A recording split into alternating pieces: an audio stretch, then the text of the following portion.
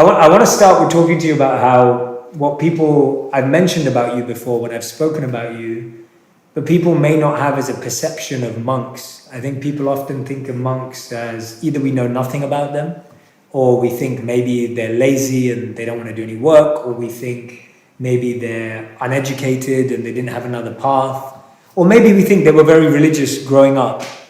But when I met you, what I got fascinated by is that you didn't really fit into any of those categories. You were extremely educated. You are extremely educated. You come from a spiritual background, but it's not that you were a normal person at college growing up. I just want to hear a bit about how you decided that this path was right for you.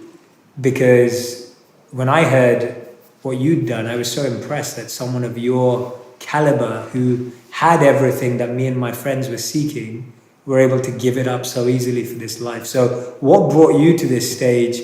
Tell me about what you wanted to become growing up and then why you became this. Well, thanks, Jeff, for asking that question.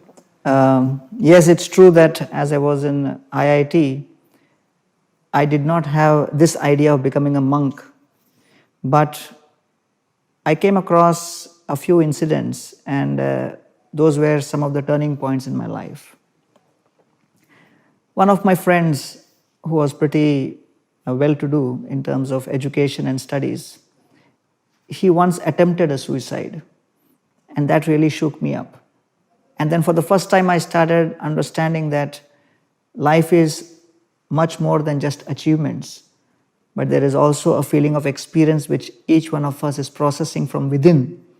So we are improving technology, we are improving systems, but what about the human experience which is happening behind those systems and behind those machines? On the other hand, I also found that in my class there were some other students who had failed in quite a few subjects, but they were not at all affected and they were going around the campus as if nothing has happened. So I was pretty bewildered because I thought those were the ones who should be in anxiety. And when I asked them, they would respond by saying that our philosophy in life is simple: to enter the college is our job, to take us out of the college is college's job. So why should we be worried? So I realized that beyond all the various externals, technologies, systems that talk about GDP and everything, there is something which is not described in great detail in any of our textbooks, and that is the perceptions and the experiences which each one of us have as a soul. And that really made me to seek answers in books which are beyond the regular ones. And then I came across the Bhagavad Gita. And then I started getting answers to one of the most important principles in life. Circumstances are beyond our control, and we have limited control over our circumstances, but we have unlimited control over our consciousness. And therefore, I thought that was pretty deep. When an airplane flies, it takes off, and as soon as it takes off, you see the same buildings look pretty insignificant. So we may not have control over the size of the buildings, but we have control over how high we can go. And similarly, problems in life may not diminish, but our consciousness can rise much above those so-called problems so that the entire perspective changes. So when I read the Gita, I realized that one of the core principles to remain enthusiastic, positive, full of enthusiasm and energy in your whole life is the flexibility and the agility with which you can choose different lenses at any particular given moment. Because sometimes a lens can make an object look very tiny, and another lens can make the same object look very huge and appear to be extremely close to your eyes. And there are other lenses which do not magnify at all. So therefore, depending on the situation and circumstance, how can we choose those lenses is something which is described in great detail in the ancient Vedic wisdom. And I got drawn to that. I started reading it, and I didn't realize that my journey will take me one day to London so that our paths cross. Yeah, that's so beautifully explained, and thank you for sharing that, because I think so many people who will be listening and watching today, so many of them may have that experience at college too, that people are facing so much stress and anxiety, people are trying to become something that they don't want to be, but maybe their parents want them to be it, or maybe their friends or their peers think that that is what success is in society. How did you, when you decided to become a monk, I'm guessing that not everyone around you was celebrating. Like it may have been a tough choice or a tough decision. How were you able to make this tough step? Because even if people are not becoming monks, everyone sometimes has to make choices in life where people around you may not agree. And how were you able to do that? And I know you do that now as well in your work. So many times you're having to make tough decisions where everyone may not agree with you. How did you do that in the first instance of becoming a monk? Well, to be honest, I was also not very sure whether, I would be able to sustain this path, because practically nobody in my family has ever done it before. And I was thinking, how will society respond to this, and whether I'm making the right decision. And I was thinking, how should I process this moving forward? But then an incident happened which completely changed my perspective. I was on the road traveling with one other senior monk. He was driving me. And we were on the highway. And this was November of 1993. And then as we were moving on the highway, our vehicle hit against another truck. And there was an accident on the highway. And our car got badly smashed. Luckily, in spite of being injured quite heavily, I survived. It was a very transformative moment for me, because I saw my whole body filled with blood, and the doctor spent practically 5 to 6 hours in the operation theater taking out the glass pieces which had entered into my body. And then as I was recovering, I started contemplating that, well, as far as my life is concerned, even an inch here or there would have been the end of my life. And I'm only 22, and I could as well be dead by now. But looks like I've been given another chance. So whether someone in society or anyone else connected, whatever may be their feelings or background, whatever their responses may be, today I am alive and I've been given a second chance. Let me use this second chance to do something great to serve others. And therefore, I decided that I will use this opportunity, every breath which has been given to me back, as a second chance, as an opportunity to share and spread this message which has benefited me so much. So there are moments like this where you are practically hopeless, and then a small window of hope opens up, and then you see everything from a different perspective. So for me, it was that moment which gave me that conviction to sustain this determination. I love that. I think we all have such similar moments in our life, whether they're near-death experiences like yours, maybe not as extreme, but I think everyone who's listening and watching right now can relate to the fact that we all get these choices in life. Sometimes it's a second chance, sometimes it's an opening or an opportunity, and we, at that point, have a choice to make. Whether we want to carry on living unconsciously and without thought or without purpose, or whether we want to live with deeper meaning and purpose like you chose. And I mean, you've really lived up to that, because I remember when I met you, and even now, like today we're sitting in an eco-village that, of course, there's been a community behind it, but you've led the development of.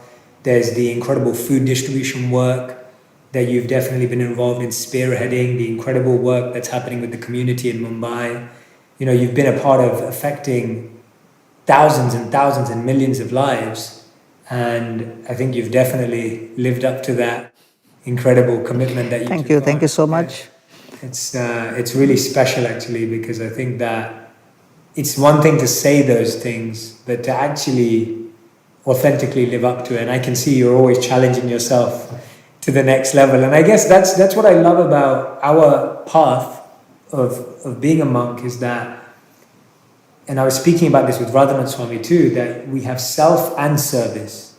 So you have your own personal meditation, you have your own personal prayer and your sadhana and your practices, and then you're going and extending yourself for the world. Right. And I feel like you've found a way of using all your talents in service of humanity. So it's not that you became a monk and thought, okay, now I need to let go of this. You've actually believed that the gifts that you've been given or the talents you've been given can actually be used to help serve the world, which I think is a really important thing. Could you share a bit on that perspective and why that's important? That's a beautiful question. The word monk in the Christian tradition, it comes from the root word in Latin, monchos, which basically means solitude. And typically, monks would contemplate in solitude, but there are several monks who would also engage in community work. In the Buddhist tradition, the monks are known as bhikkhu or bhikshu. It has two meanings. One is beggar. Second is bhayam ikkhati iti bhikkhu, which means one who is able to see and perceive danger. And that's a very interesting definition, because monks were those who would lead their life understanding the knowledge and protect themselves and people from the danger of ignorance. In the Hindu tradition, monks are known as sannyasis. Sannyasi word consists of three parts: sam plus ni plus asa. So sam means totally, ni means to go down, and asa means to uproot. So sannyasi basically means one who is dedicating himself to completely uproot, go down and uproot all the negativities and negative desires from within. He does that for himself, and he helps others also in their journey. Another word in Sanskrit for monk is vairagi, and that also comes from a very beautiful tapestry of syllables, vi and raga. So vi means without and raga means attachment. Without attachment. And another meaning is vi plus ranj plus bhan, which means without color. So that is a very interesting definition which very much correlates to the question you are asking, which means that a sannyasi or a vairagi or a renunciant or a monk is one who can be fully engaged in productive activities which is of benefit to society, but remains uncolored by any of that. Wow. He remains unaffected. So that is one of the interesting perspectives of vairagya or renunciation. Therefore, one of the core principles in the renounced order is absorption. Absorption I would divide in two important elements. One is the intention and second is the action. Intention towards selfless service. Intention towards tireless service and intention towards pleasing selflessly. So the two elements are intention and action. Monkhood is all about how we can selflessly please others and how we can tirelessly serve others. So the combination of this intention of selfless pleasing and tireless serving, it combines into giving an experience of total absorption. And that absorption is something which then expands in the form of compassion, and we include everyone else within that expanding circle of compassion and drown the whole world in peace and harmony. Now you can see why I think he's amazing. That was brilliant. I've never heard that before. I've never heard the breakdown of the words of the definition of monk in different traditions. I think that's incredible to hear that. And I think that's what I find so special about this path, is that it allows the ability to serve as well, not just to live in solitude. And that's why my next question is, I've written my book called Think Like a Monk. And the reason why I called it that is because I believe that you don't have to necessarily live like a monk to think like one. That it is a beautiful opportunity if you can, but we both know that for 99.9% of the world, it's not going to be something that people are going to do.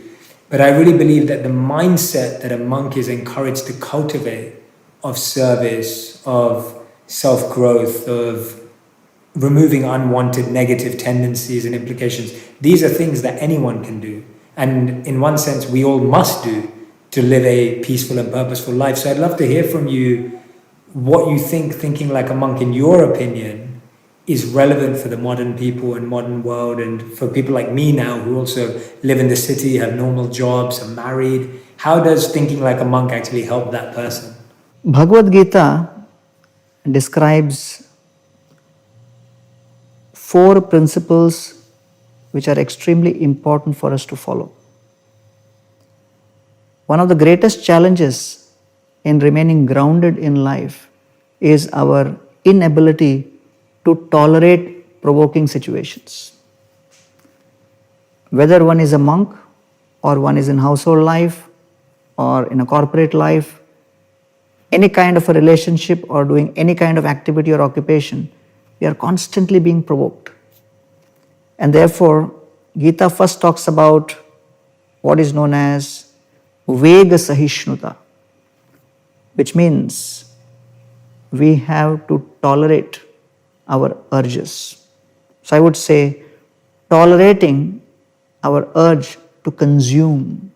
The second principle is Dvandva Sahishnuta. Dvandva refers to duality.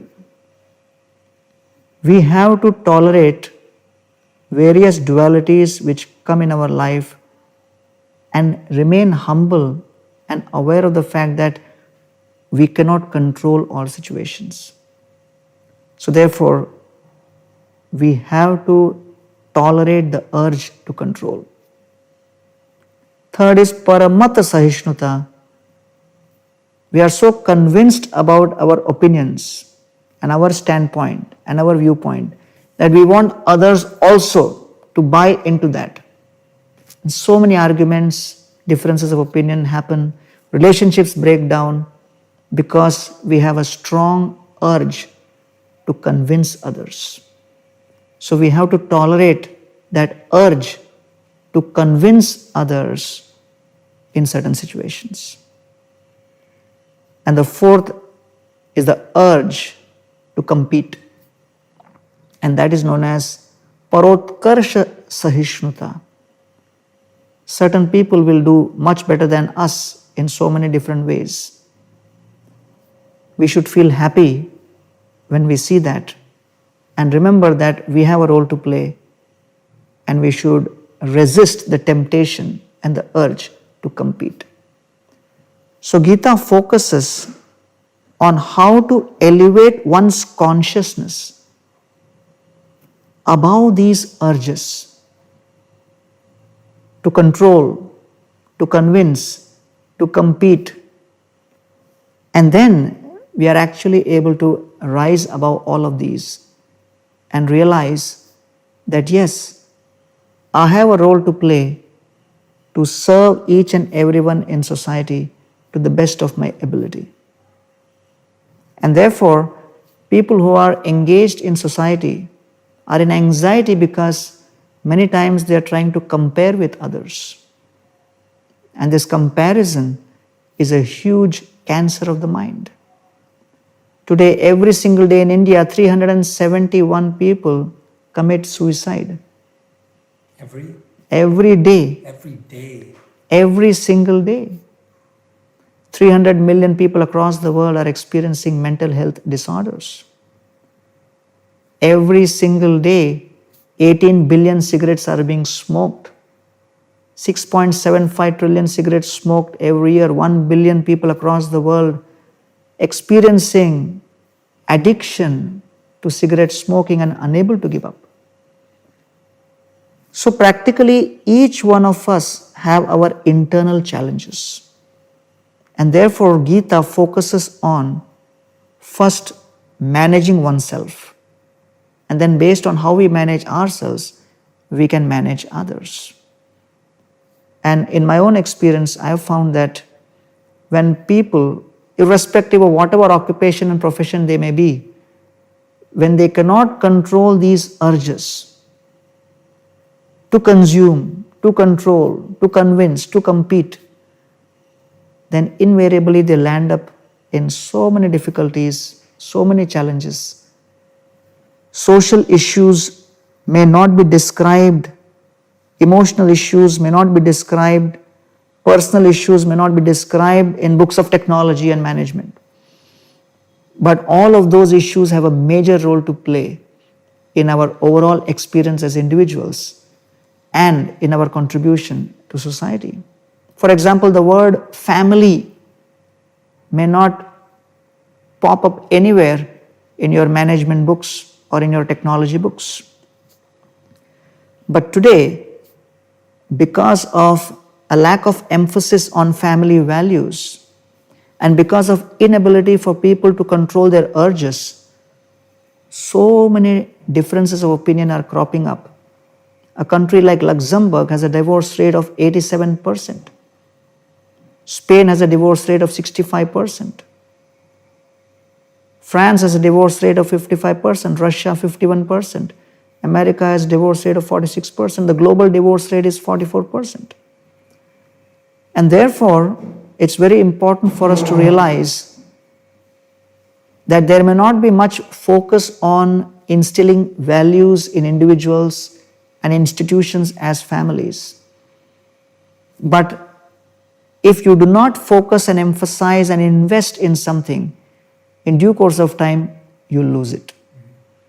And therefore, it was not empty rhetoric when people would say, a family which prays together stays together.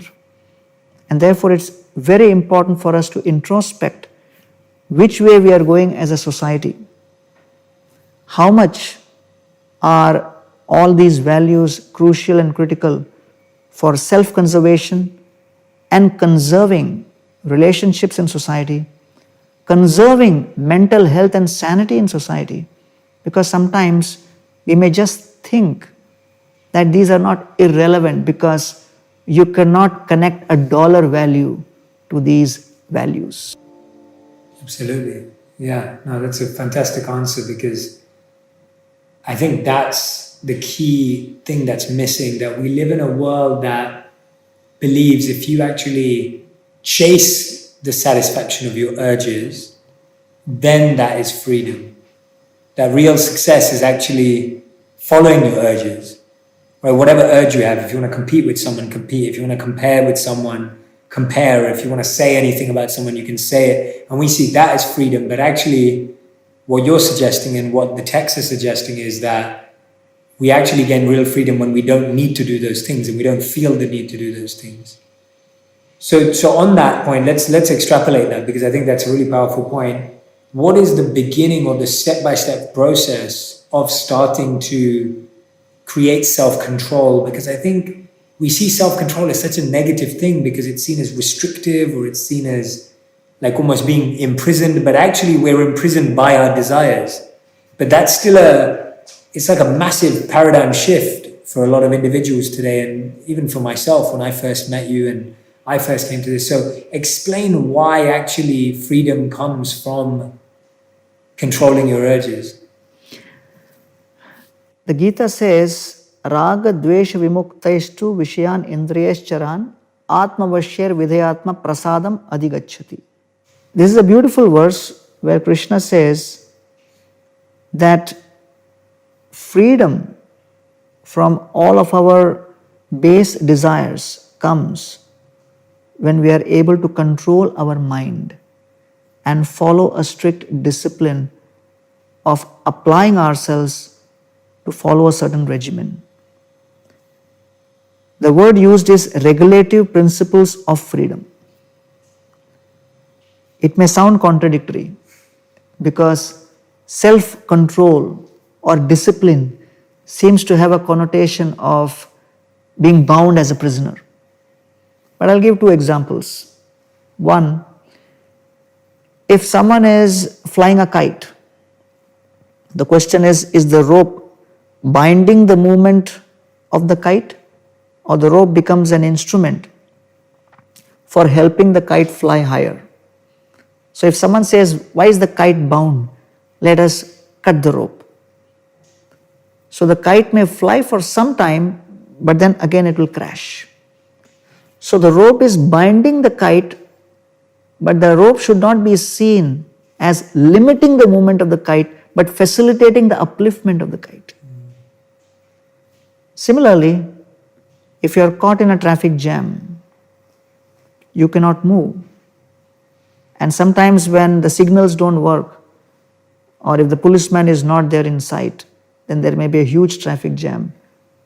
But actually, the traffic laws and the signals facilitate proper movement of the vehicles. So it is not to be seen as limiting, but facilitating. Therefore, when we look at discipline, discipline is something which enables us to experience greater freedom. And that's what the Bhagavad Gita is talking about, the art of self-control, the art of mind control. And by practicing this, each one of us will actually experience an enhancement of our consciousness. And I think we've all experienced that. I think everyone knows that when you feel like you're letting loose in the beginning, it feels good in the beginning, but then after a bit of time, it starts to feel really painful. Yeah, like for example, when the British were in India, they saw that at one point of time, maybe a century ago, the cobra population in Delhi was increasing. So they made a ruling. In order to control the cobra population, if anyone gets a dead cobra and submits to the government office, they'll get a financial reward. And they thought by announcing this, people would go out, get inspired to kill cobras, and the cobra population would be controlled. But then quite a few people got inspired to rear cobra farms. Oh, wow. And they started rearing cobra snakes in farms around Delhi. The cobra population started increasing. When the government realized that, they scrapped the scheme. The guys who were rearing the cobras became angry, released the cobras in the city. No way. And therefore, this is known as the cobra effect. Oh, wow. I've never heard of that. Where the proposed solution of a problem is worse than the original problem. And therefore, people are in distress, they are depressed, they are unhappy, and they decide, let me consume alcohol, let me take drugs, let me do this, let me do that. So various momentary titillations which they provide to their mind and their senses may sometimes increase and enhance the problem than solve it. Therefore, the submission is try to understand how the system is designed. Understand how these issues can be resolved in the best possible way within the design. And if there is a computer, it has a hard disk. If the hard disk gets a virus, then the computer just crashes. However beautiful the screen may look, but the hard disk is corrupted. Similarly, people invest a lot of time and energy building their body, building their physique, keeping themselves physically fit. But they fail to realize that a very important component of our system is the mind. And mind is like the hard disk for this computer-like body.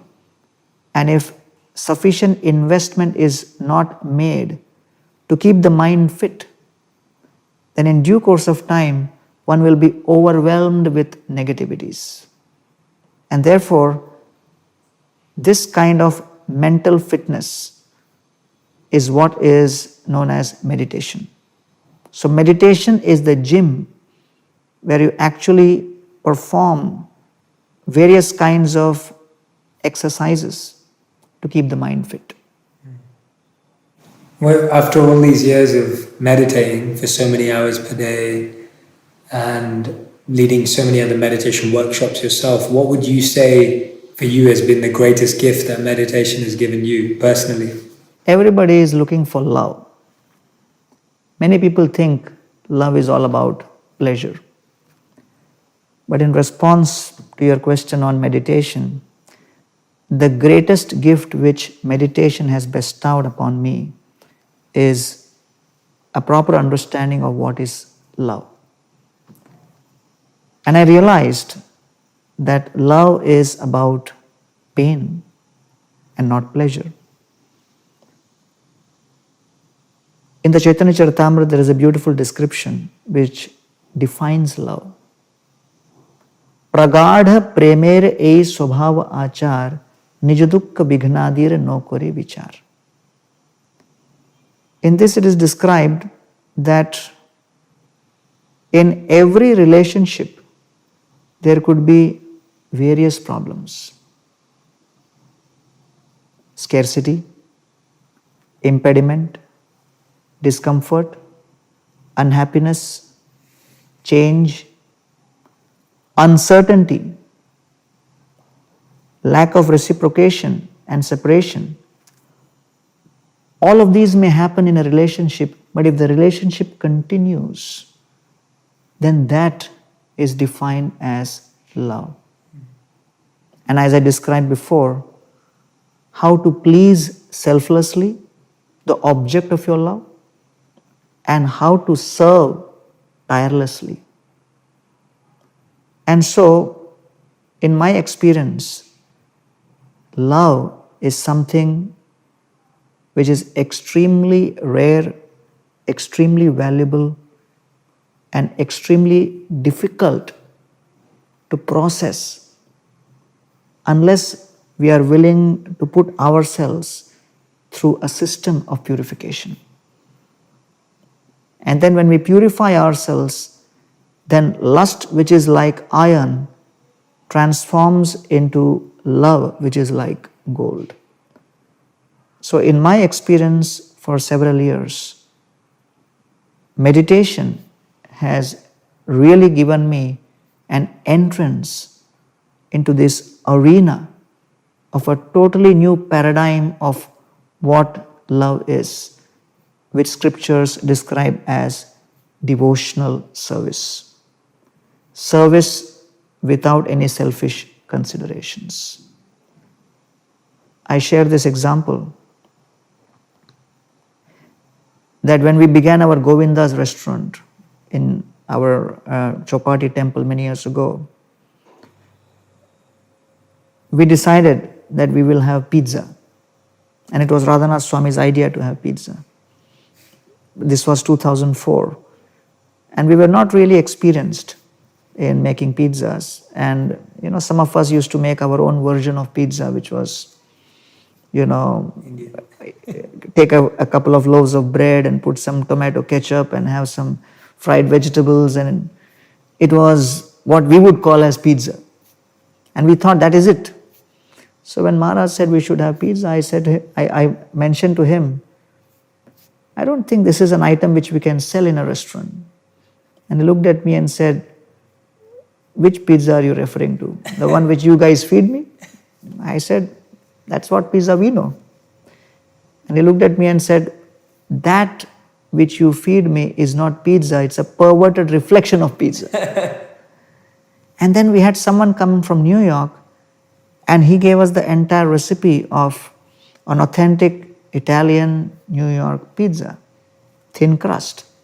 And for the first time in life, I saw artichoke hearts. And I didn't know any of this, and I was initiated into appreciating what a pizza is. So the word pizza was being used by us, but the experience was something else. The word pizza remained the same, but we were ascribing or superimposing the word pizza on some other product which was giving a different experience. The whole world is speaking about love.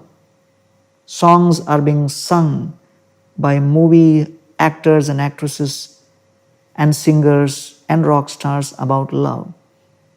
Novels are being sold in the millions, which are centered around the theme of love.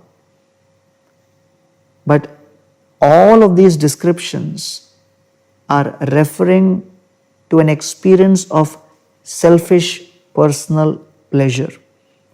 Whereas the description as given in the Vedic scriptures is love means service without selfish consideration. So this has been the greatest revelation as far as meditation is concerned for me in my own life and my journey with Radhanath Swami and my other monks. Amazing. People often question how can anything be truly selfless if you know that it's good for you?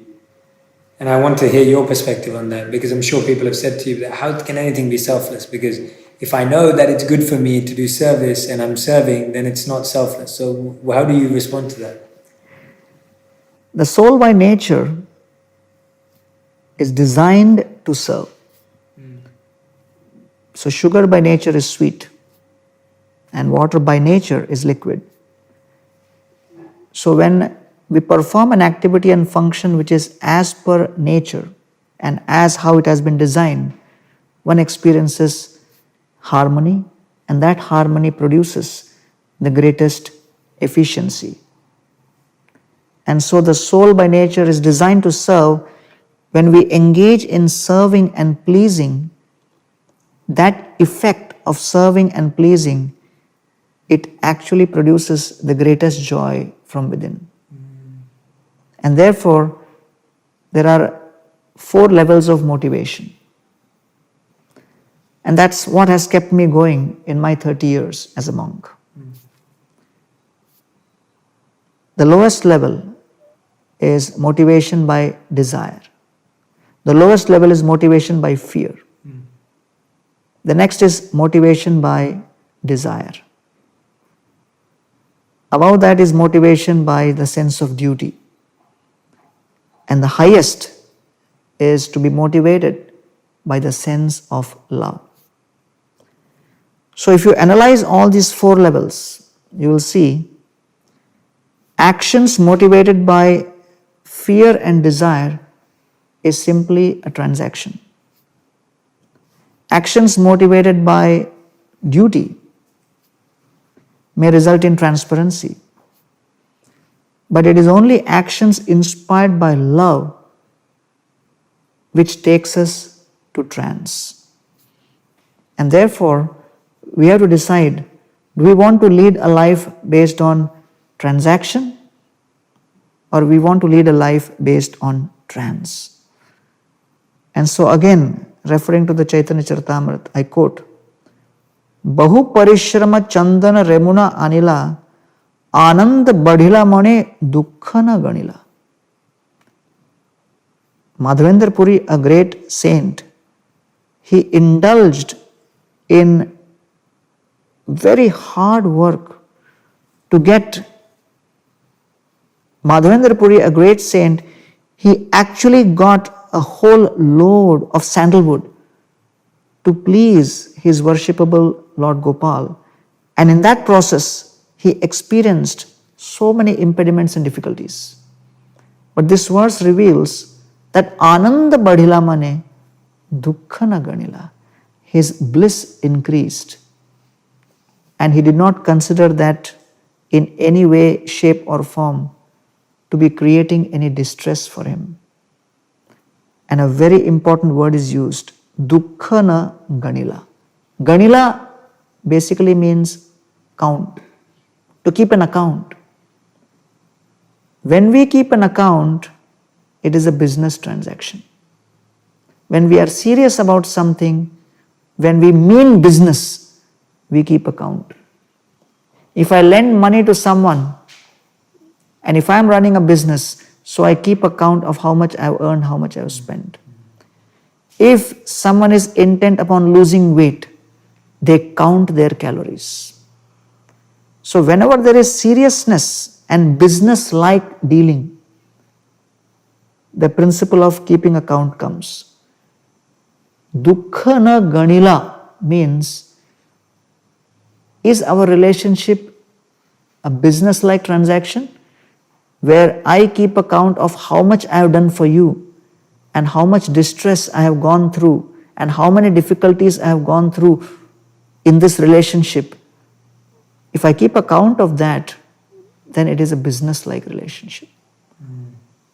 When a child is screaming in the middle of the night, the mother spontaneously gets up to pacify the child.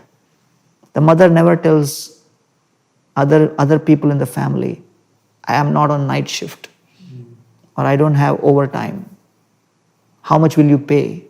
No, because she is just concerned out of a principle of selfless service to the child. And therefore, in a relationship inspired by love, one is in trance because we do not keep count of what difficulties we have to go through in that relationship, because we are simply concerned with pleasing the other person.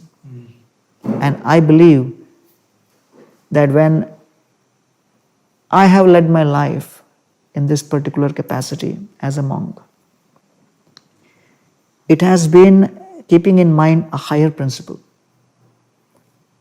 A soldier fights to protect others' home and hearth. A monk fights to protect others' hopes.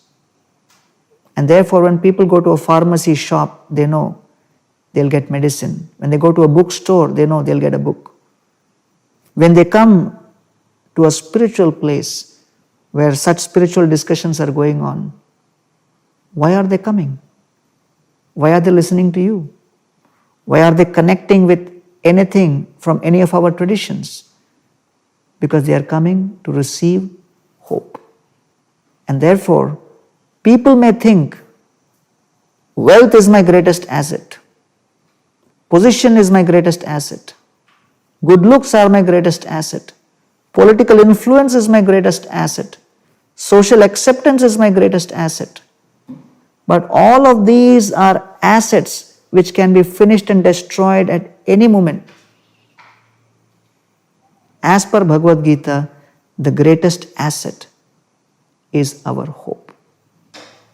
If someone has hope, even if he loses all the other things, he can still, in due course of time, do his best. And therefore, these kind of discussions evoke growth of the most important asset which each one of us have, the power and the ability to hope. Absolutely. That's an amazing perspective in looking in that way. I'm going to shift the conversation slightly, so hopefully this will be fun for all of you. I wanted to ask Gauranga Das some questions about our relationship, because he's known me since I was 18 years old. I'm 32 now, so it's been a fair amount of time, and we've spent a lot of quality time together in that time. So I wanted to ask him a few questions. So my first question was, and I want you to be honest. You have to be honest. No, you don't have to sugarcoat. What was the first thing you thought of me when we first met? Or around that time? Yeah, I was in London and Jay walks in with one more friend, and then I look at him and I think, oh, this guy looks like Tom Cruise. And then, he starts asking, all kinds of questions. And I think maybe he's in distress because his girlfriend has ditched him. So honestly, I didn't think that you were so serious about wisdom and wanting to know more. At least it didn't appear at that time. So those were my first impressions. I hope I'm not being offensive. No, it's true. It's true. I was never. I wasn't spiritually inclined as a young kid, and even in my teens, I was not so spiritually inclined. I think that's why I meant at the beginning that meeting you was a real turning point for me, because even though I'd had some friends that were into spirituality in my family, of course, my father and everything, I didn't really, I didn't really see my place. I couldn't really understand how someone like me could be spiritual.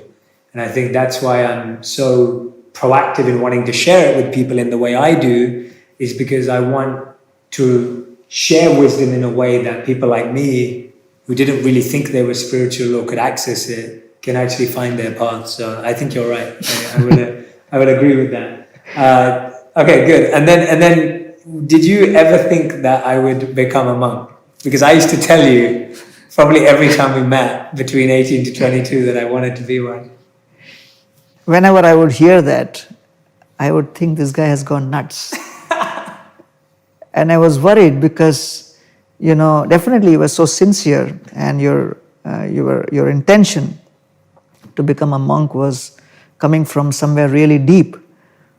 But because I had spent already so many years by that time as a monk, I knew that life was pretty rough in terms of, a relentless need for being disciplined, and, it's going to be extremely difficult and tough.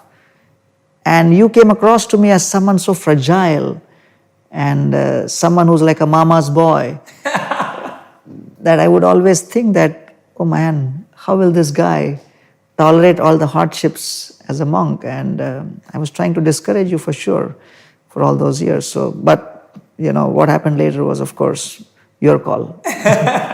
See, this is good. I want you all to listen to this, because I want you to realize how much growth someone has to make.